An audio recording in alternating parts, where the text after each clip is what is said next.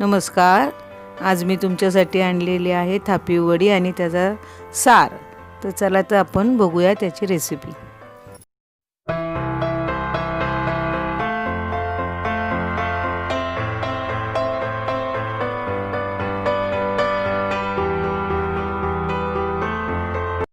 Welcome to आजीज kitchen. तुम्हाला आमच्या रेसिपीज आवडल्या असतील तर नक्की लाईक करा, आमच्या चॅनलला सबस्क्राईब करा व बेल आयकन दाबायला विसरू नका. तुमचे काही सजेशन्स असतील तर खाली कमेंट्समध्ये नक्की कळवा. तुम्ही आम्हाला फेसबुक आणि इंस्टाग्रामवर सुद्धा फॉलो करू शकता.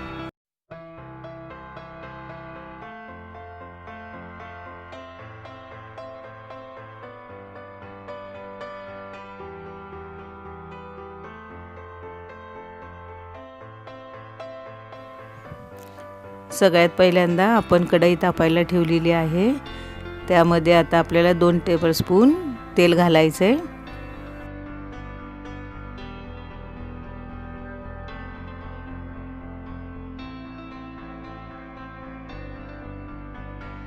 त्यामध्ये आता 2 लसूण पाकळ्या, 2-3 हिरव्या मिरच्या बारीक वाटून घेतलेल्या आहेत त्या टाकलेल्या आहेत त्याच्यामध्ये.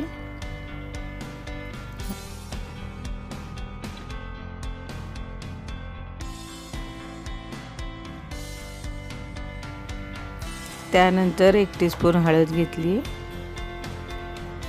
जेवढं मापाची जी वाटी आहे डाळीच्या पिठाची तेवढ्या मापाचंच आपल्याला पाणी घालायचं आहे. ते आपण घालून घेऊ आता.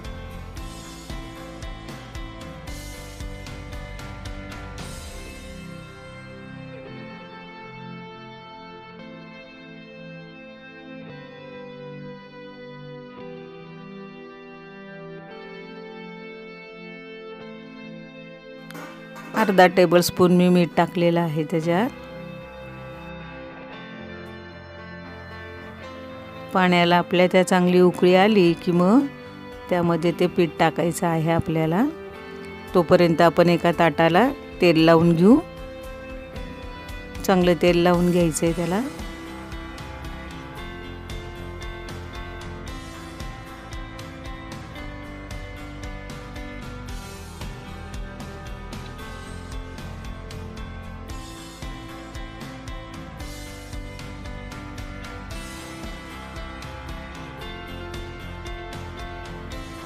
पाण्याला उकळी आलेली आहे. त्यामध्ये आपल्याला पीठ टाकायचं आहे डाळीचं.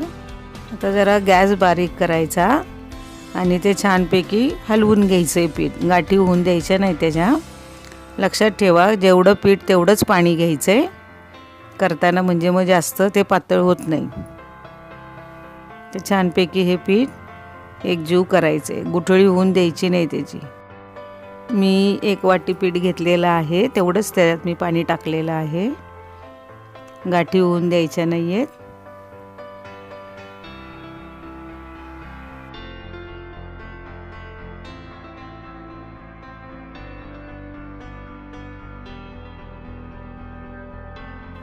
आता हे छानपैकी आपलं एकजीव झालेलं आहे पीठ. त्याच्यावर झाकण ठेवायचं आहे.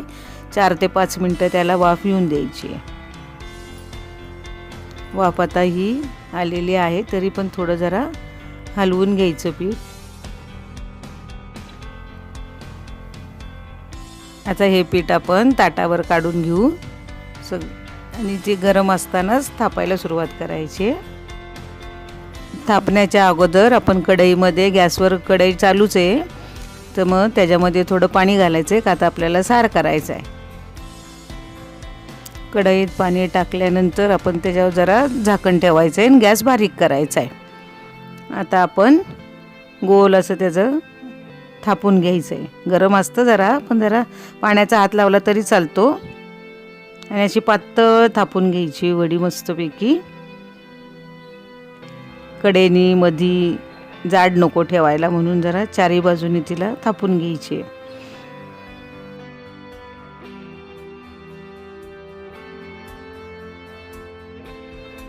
व्यवस्थित चारी बाजूनी आपल्याला ताटावर थापून घ्यायचे. त्याच्यावर कोथिंबीर, खोबरं, थोडीशी खसखस हे टाकायची आणि असं परत एकदा दाबून घ्यायचं, म्हणजे त्याच्यावर ते कोथिंबीर, खोबरं चिटकून बसतं.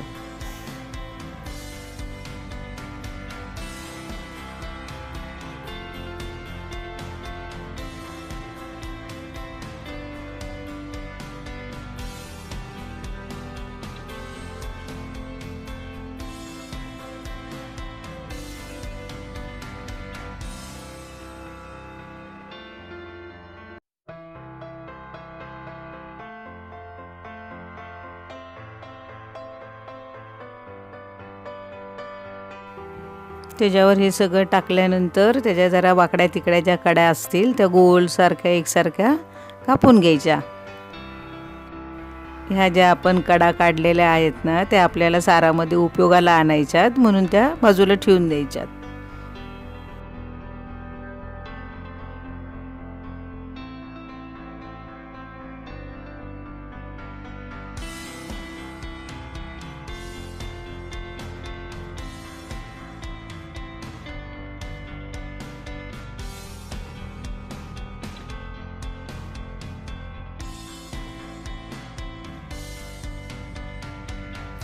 आता ह्या आपल्या कडा काढून झालेल्या आहेत.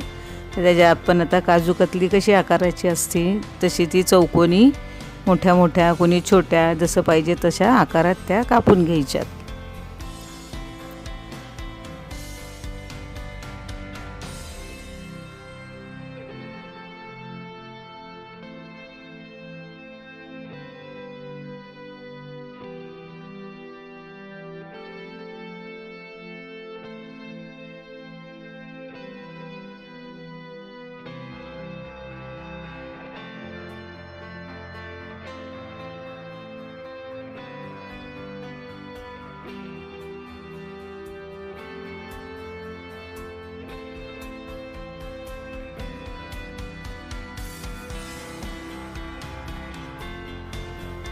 आता हे आपलं पाणी चांगलं उकळलेलं आहे. तरी पण म्हणजे कढईला कसं जे पीठ चिकटलेलं आहे ते जरासं त्याच्यात काढून घ्यायचं आणि ती कढई बाजूला ठेवायची. दुसऱ्या कढईमध्ये आपल्याला आता तेल गरम करून घ्यायचं आहे.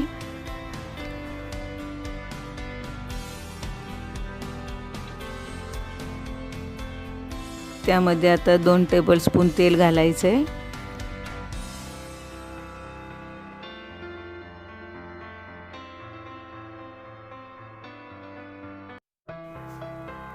एक टीस्पून मोहरी घालायची आहे.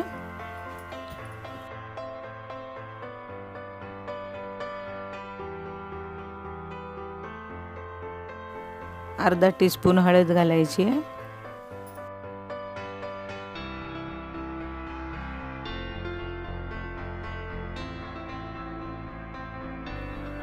एक टेबलस्पून लाल तिखट घालायचं आहे. थोडंसं काळं तिखट घालायचं आहे. त्यामध्ये आता आपण हे जे पाणी उकळलेलं आहे ते त्याच्यामध्ये ओतायचं आहे.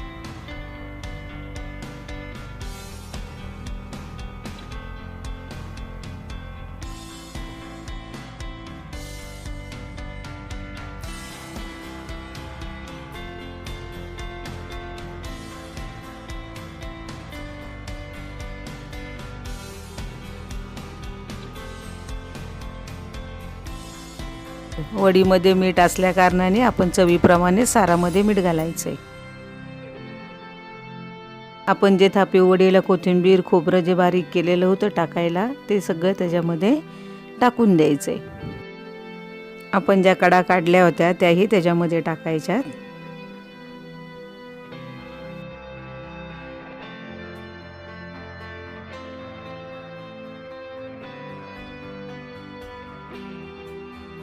दोन ते 3 मिनिटं त्याला जरा छानपैकी उकळी येऊन द्यायची.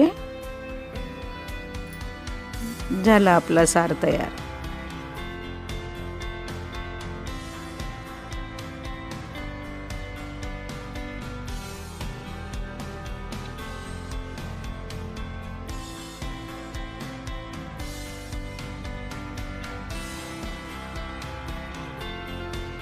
त्याच्यावर थोडं झाकण ठेवायचं आहे. एक 2 ते 3 मिनिटं झाकण ठेवायचं. मग आता ह्या आपण वड्या काढून घेऊया. तोपर्यंत आपला सार तयार होतोय.